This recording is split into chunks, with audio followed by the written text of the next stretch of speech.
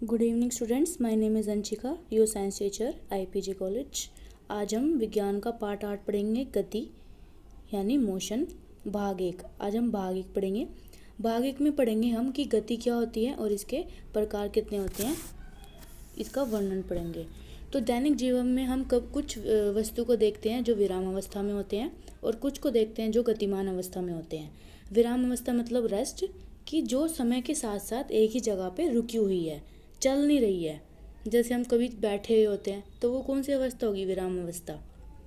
लेकिन हम चल रहे हैं, समय के साथ चल रहे हैं, समय चलता रहता है हमेशा, लेकिन हम भी चल रहे हैं, बाइक पे चल रहे हैं, कैसे भी चल रहे हैं, पैदल चल रहे हैं, तो वो कौन सी अवस्था होगी, गतिमान अवस्था। कूद रहे हैं हम, चल रहे हैं हम, भाग रहे हैं, ये कौन सी अवस्था है हमारी, गतिमान अवस्था।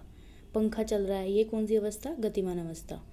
पक्षी उड़ते हैं, मछलियाँ तैरती है, रक्त का प्रवाह होता है हमारी जो बॉडी है उसके अंदर, और जो मोटर गाड़ी होती है वो चलती है, ये सब कौन सी अवस्था में होती है, गतिमान अवस्था में। हम प्राय यह समझते हैं कि कोई वस्तु गति में तभी होती है जब समय के साथ अपनी स्थिति को परिवर्तित कर देती है। मतलब कि हम एक जगह से दूसरी जगह तक जा रहे हैं तो हमारी स्थिति परिवर्तित होगी, पहले हम कहीं और थे फिर हम कहीं और हो गए, तो वो कौन सी अवस्था है, वो गतिमान अवस्था है हमारी, मतलब वो हम मोशन में हैं। जैसे कि पेड़ पत्ते हिल रहे होते हैं तो वो भी कौन सी अवस्था में आते हैं, गतिमान अवस्था में।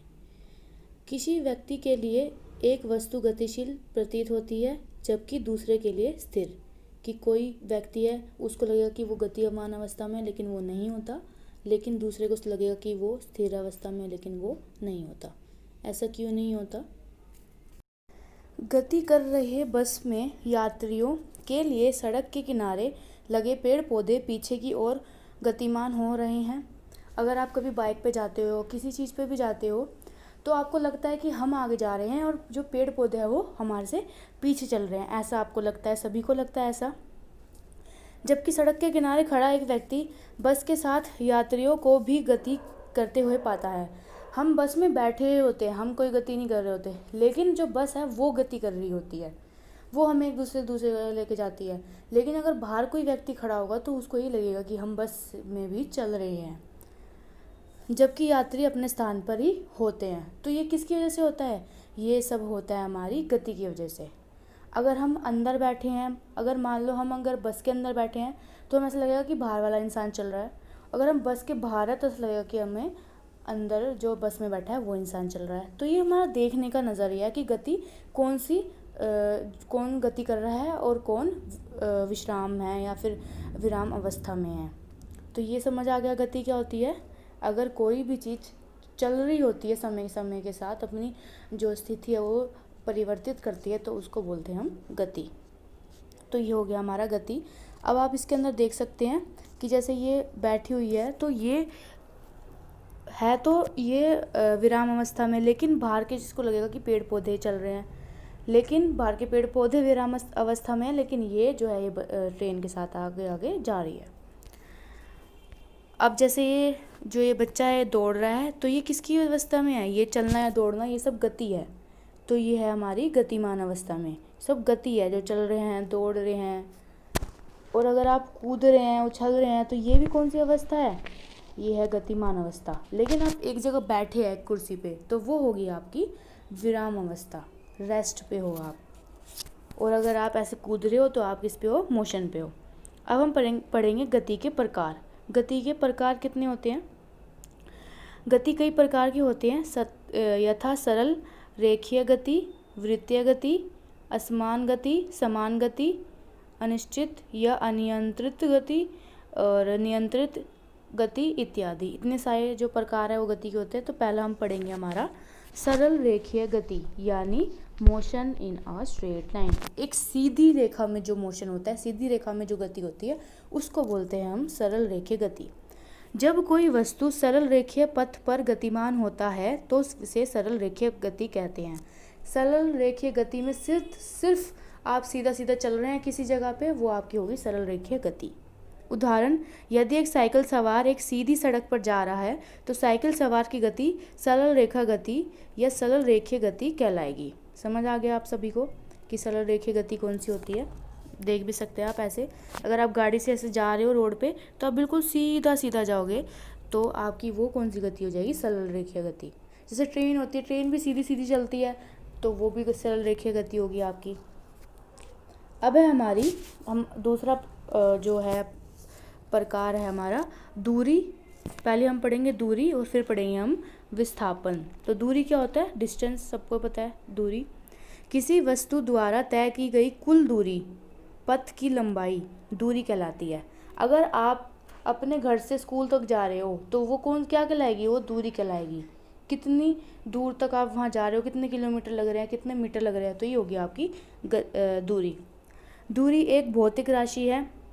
भौतिक राशि मतलब फिजिकल क्वांटिटी, भौतिक राशि जो है, जिसके परिणाम को केवल अंकीय मान द्वारा व्यक्त किया जाता है।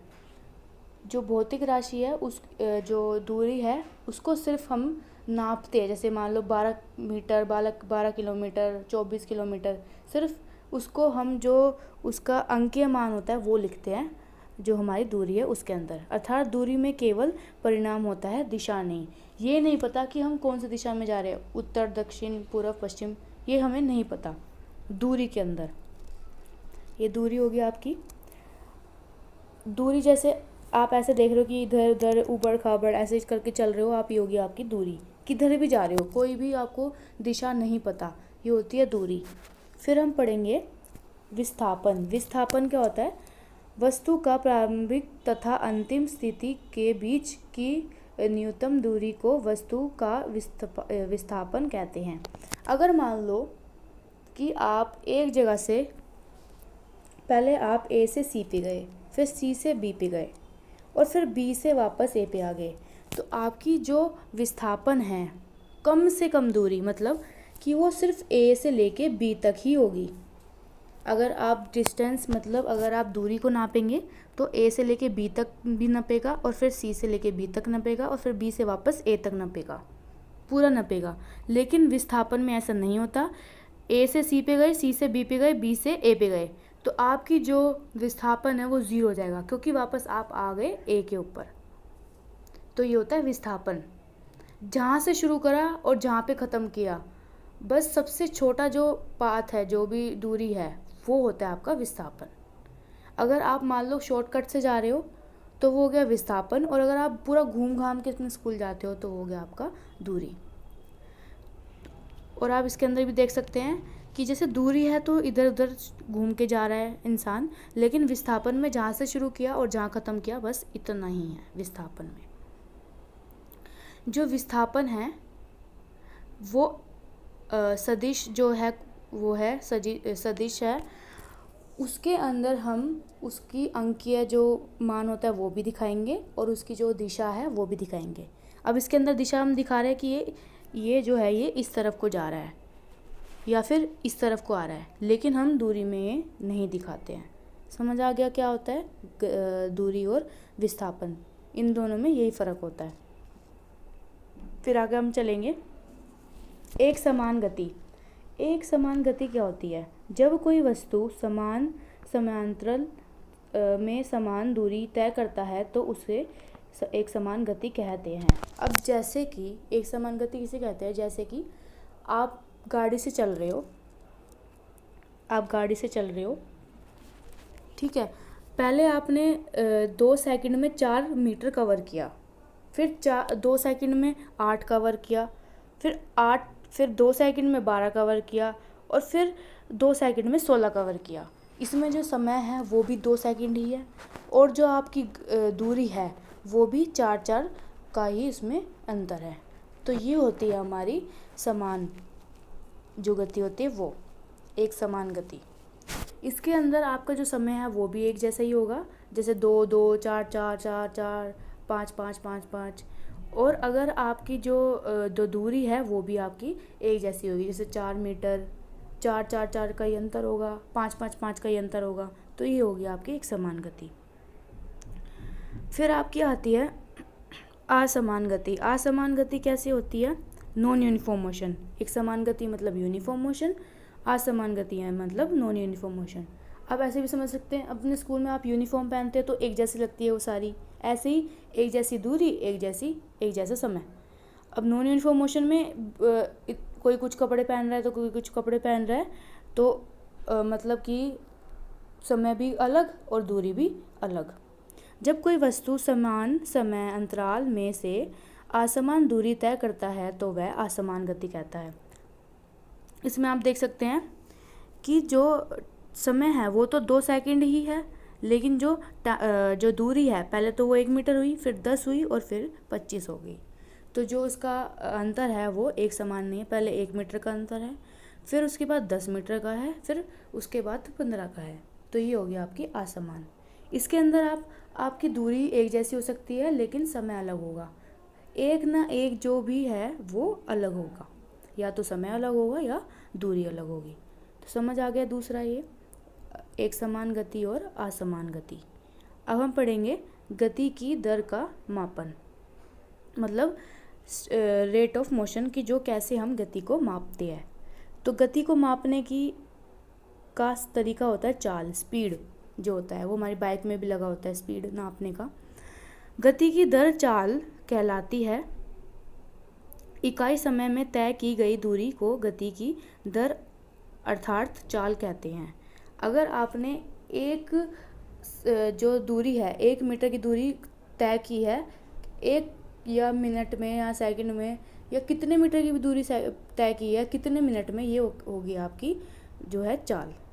अब जैसे आप देख सकते हैं कि चाल का जो फॉर्मूला होता है वो होता है दूरी भाग में समय, कि कितनी दूरी तय की कितने समय में होगी आपकी चाल। समझ आ गया सबको कि कितना किलोमीटर आप जा रहे हैं आगे और कितना टाइम आपको जाने में लग रहा है। अगर आप जल्दी जल्दी चलोगे और टाइम आपको कम लग रहा है तो चाल भी जो ज़्यादा होगी, स्पीड ज़्यादा होगी। लेकिन अगर आप चल रहे हो धीरे धीरे और टाइम ज़्यादा लग रहा है तो जो स्पीड है वो होगी आपकी कम हो जाएगी। समझ आ गया सबको। अब जो इसकी एसआई मात्रक मीटर होती है, वो एसआई मात्रक जो होती है इसकी होती है मीटर प्रति सेकंड। मीटर प्रति सेकंड होती है इसकी एसआई मात्रक। इसी में हम इसको दिखाते हैं, दर्शाते हैं। अब इसमें देख सकते हो चाल का जो फॉर्मूला है वो होता है दूरी भाग में समय। और ऐसे आप इसको कर सकते हो, अगर समय को चाल से अगर आप गुणा करोगे तो दूरी निकल जाएगी, और अगर दूरी निकालनी है तो समय निकालना है तो दूरी को चाल से भाग कर देंगे। तो ऐसे आपको पता लग जाएगा। अब गति का मात्रक हो गया मीटर सेकंड, मीटर पर सेकंड। अब हम पढ़ेंगे औसत चाल, मतलब कि एवरेज स्पीड। यह आवश्यक नहीं है कि वस्तु एक समान गति से चल रहा है, क्योंकि प्रायोगिक रूप में अधिकांश वस्तुओं की गति असमान होती है। इसलिए उन वस्तुओं की चाल जो कि असमान गति से चलती हैं उनको औसत चाल के द्वारा व्यक्त किया जाता है। अब ये तो है नहीं कि हम भाई एक ही गति में चल सकते हैं, ऐसा तो हो नहीं सकता। क्या पता हमें कहीं रुकना भी पड़ जाए, क्या पता हमें कहीं धीरे भी होना पड़ जाए, जैसे भीड़ होगी, जाम हो गया। तो उसके लिए हम क्या करेंगे, उसके लिए हम औसत चाल से निकालेंगे एवरेज स्पीड।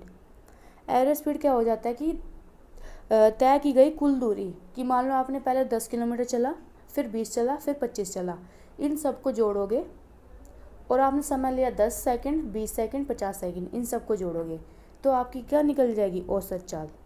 फॉर्मूला वही रहेगा, दूरी भाग में समय, लेकिन आपकी जो कुल दूरी है, टोटल दूरी, वो होगी ऊपर, और नीचे होगा टोटल टाइम, मतलब टोटल समय जो पूरा आपने समय लिया है, कुल समय, वो होगा। तो ये होगी आपकी औसत चाल। समझ आ गई सभी को। अब औसत चाल का फॉर्मूला बता दिया मैंने, तय की गई दूरी भाग में लिया गया कुल समय, कि कितना समय लिया गया पूरा टोटल। ये नहीं कि 5 सेकंड, नहीं, 5, 10, 15, सबको जो पूरा है समय लिया है एक जगह से दूसरी जगह जाने के लिए, वो होगी आपका औसत चाल में आपको गिना जाएगा। अब हम पढ़ेंगे वेग यानी वेलोसिटी। जैसे आपकी चाल होती है, चाल के अंदर हमें नहीं पता होता कि हम कौन सी दिशा में जा रहे हैं, लेकिन हमें वेग में पता होता है कि हम कौन सी दिशा में जा रहे हैं। ऐसे ही हमें दूरी में पता नहीं होता कि हम कौन सी दिशा में जा रहे हैं, लेकिन विस्थापन में हमें पता होता है कि हम कौन सी दिशा में जा रहे हैं। अब वेग यानी वेग एक निश्चित दिशा में चाल को वेग कहते हैं। एक निश्चित दिशा में, जैसे मान लो आप आगे जा रहे हो, उत्तर जा रहे हो, दक्षिण जा रहे हो, पूर्व जा रहे हो, पश्चिम जा रहे हो, तो ये क्या हो जाएगा, आपका वेग हो जाएगा। गति की दर चाल कहलाती है। जब चाल को दिशा के साथ व्यक्त किया जाता है तो उसे वेग कहते हैं।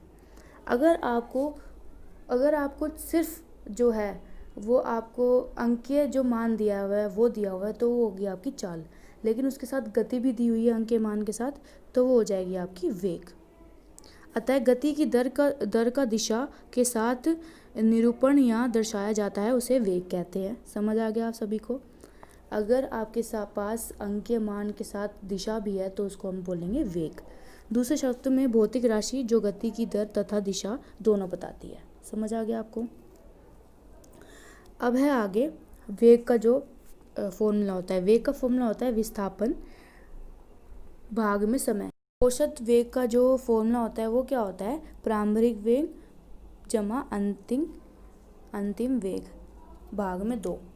ये कहाँ से आया है? ये कैसे आया है कि आप जब शुरू कर रहे हैं, शुरू आप कहाँ से करेंगे? 0 से करेंगे, हमेशा 0 से करेंगे, और अंतिम वेग मतलब जहाँ पे आपने ख़त्म किया वहाँ पर आप रुक जाएंगे। तो प्रारंभिक वेग मतलब 0, ज़रूरी नहीं कि 0 से शुरू किया। अगर आप मान लो शुरू आपकी जो स्पीड है वो 10 है, मतलब जो आपकी वेलोसिटी है, जो विस्थापन है वो आपका 10 है, और आप फिर रुक रहे हैं बाद में, तो प्रारंभिक वेग हो जाएगा 10 और अंतिम वेग हो जाएगा 0। ऐसे भी हो सकता है।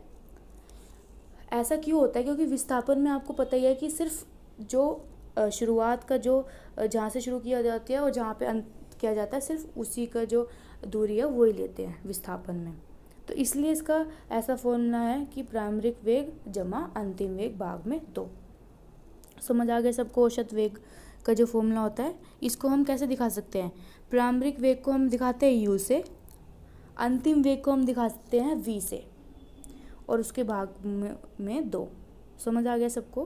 प्रारंभिक वेग को दिखाएंगे u से, अंतिम को दिखाएंगे v से डिवाइड बाय 2। इसका ऐसा ही मात्रक होता है मीटर पर सेकंड, क्योंकि सभी का मीटर पर सेकंड होता है, चाल का भी होता है, क्योंकि मीटर ऊपर मतलब कि ऊपर हमें दूरी पता लग रही है, विस्थापन पता लग रहा है, अपॉन टाइम।